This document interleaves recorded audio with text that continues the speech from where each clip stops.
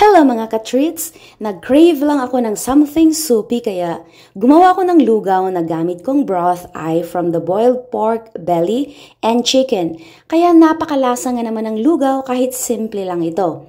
Very common, gisahin lang naman ang garlic, onions, and ginger at isunod ang shredded chicken na napakuluan na.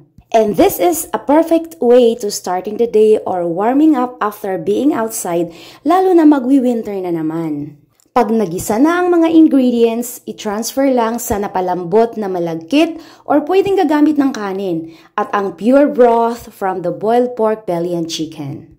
Halo-haluin lang natin hanggang ma-well combined ang ating mga ingredients. At kayo na din magtsansa sa lasa, pwede dagdagan ng condiments like patis, dried garlic, and ground black pepper na para ma-enhance pa ang lasa. At syempre, pwede mag-level up ng konti sa plating or sa bowl, lagyan ng half-boiled egg, dried garlic, chili sauce, and spring onions.